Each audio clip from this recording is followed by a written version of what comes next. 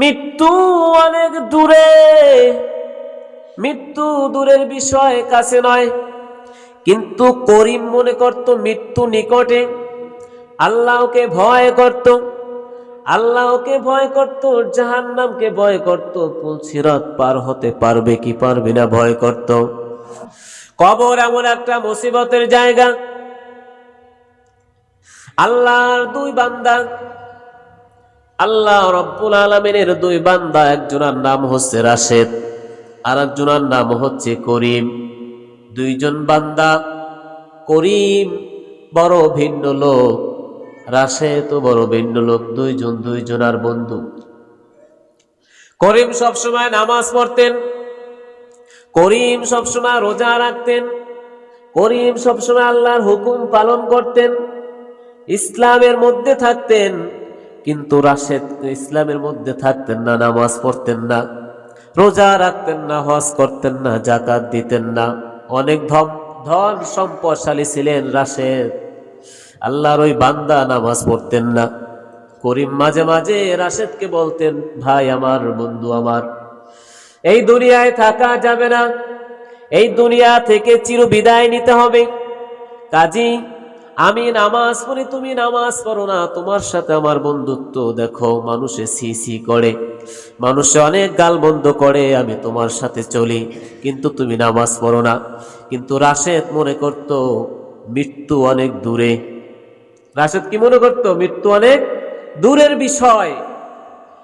কিন্তু মৃত্যু তো দূরে না, মৃত্যু তো নিকটে। কথা বলেন ঠিক কিনা? মৃত্যু কি দূরে না কাছে? মৃত্যু কাছে। কেমন কাছে? আবু বকরকে আল্লাহর পয়গম্বর বলতেছেন, আবু বকর, মৃত্যু এমন কাছে, তুমি নামাজের একটা সালাম ফিরিয়েছো, পরের সালামটা ফিরাবা কিনা এতটুকু সময়ও না। ঘাড়ের শিরগের, তোমার ঘেড়ির এই ঘাড়ের শির রগ যেটা আছে একদম কাছে। জোরে বলুন সুবহানাল্লাহ। রাশেদ মনে করত মৃত্যু অনেক দূরে, মৃত্যু অনেক দূরে, মৃত্যু দূরের বিষয়, কাছে নয়।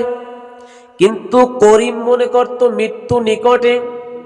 আল্লাহকে ভয় করত, আল্লাহকে ভয় করত, জাহান্নামকে ভয় করত। পুলসিরাত পার হতে পারবে কি পারবে না ভয় করত। কাল কিয়ামতের ময়দানে, হাসরের মাঠে সূর্য মাথার উপরে থাকবে না, দূরে থাকবে, আর করিম ভয় করত। কিন্তু কিছুদিন পরে করিম অসুস্থ হয়ে গেল। হঠাৎ করে করিম অসুস্থ হয়ে মারা গেল। মারা যাওয়ার পরে রাশেদ দেখতেছেন বন্ধু মৃত্যুবরণ করেছে। দাফন কাফনের জন্য প্রস্তুতি গ্রহণ চলছে। জানাজা শেষ হলো, কাফন পরালো, 3 টুকরা সাদা কাপড়ের মধ্যে মোড়ানো হলো। করিমের জানাজায় রাশেদ উপস্থিত হয়ে গেল। রাশেদ উপস্থিত হয়ে সামাজিক দায়িত্ববোধ থেকে, কিন্তু ওই মৃত্যুর চিন্তা এখনো তার মধ্যে আসে নাই। বন্ধু মারা গেছে, তারপরও মৃত্যুর চিন্তা বা চলে যেতে হবে এর চিন্তাটা এখনো রাশেদের ভিতরে আসে নাই। সামাজিক দায়িত্ববোধ থেকে, সমাজের রক্ষার ক্ষেত্রে, সমাজকে মানুষের প্রশ্নের সম্মুখীন হবে সেই ক্ষেত্রে জানাজায় উপস্থিত হয়েছে। কলবকে কত আচ্ছন্ন করে ফেলছে দেখেন। একটা মানুষ মারা গেছে, তারপর তার হৃদয়, তার কলবকে বুঝাইতে পারে না যে আসলেই চলে যেতে হবে।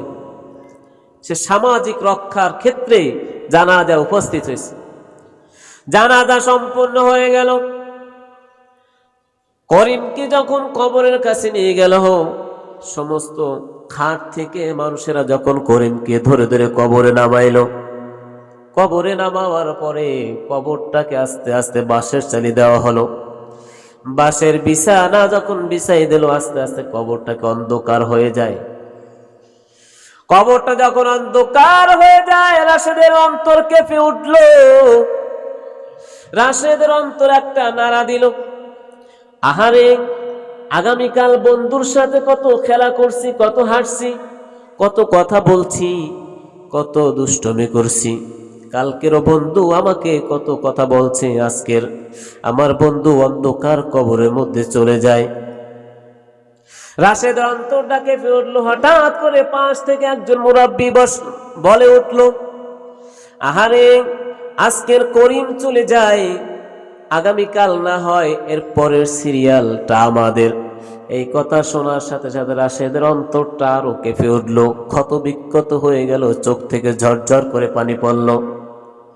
রাশেদ চিন্তা করে, আরে করিম তো ঠিকই বলছে, এই দুনিয়া থেকে তো চলিয়ে যেতে হবে, অন্ধকার, কবরে কেউ থাকতে পারবে না, ছেলে মেয়ে আত্মীয় স্বজন ধন সম্পদ বাবা মা সব কিছু ফেলিয়ে চলে যেতে হবে। কথা বলেন ঠিক কিনা?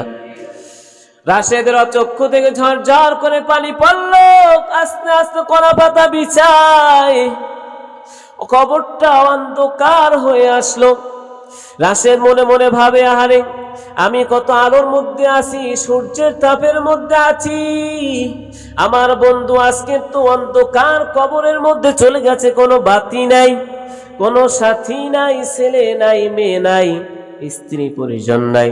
আহারে বিবির সাথে কত কথা, কত মোহাব্বত, কত মোলাকাত, সন্তানকে কত চুমু, কত আদর, মা বাবা কত আদর করলো, মা বাবা জড়াই ধরতো, বাবা কোলে উঠতাম, মা বাবা কত আমাকে খাইয়ে দিত। আজকের করিম তো চলে যায়, হয়তো আমারও এরকম হবে। মাটি দাফন দেওয়া হয়ে গেল, রাশেদের চক্ষু থেকে আদরে ঝরঝর করে পানি পড়তে লাগলো। হঠাৎ করে রুমের মধ্যে চলে আসলো, ঘরে চলে আসলো। ঘরে আসার পর রাত্রে যখন ঘুমাইতে যায়, চক্ষু দুইটা যখন বন্ধ করে, ওই করিমের দৃশ্যটা তার চোখের সামনে ভাসে। জোরে বল আল্লাহু আকবার, আরো জোরে বল আল্লাহু আকবার।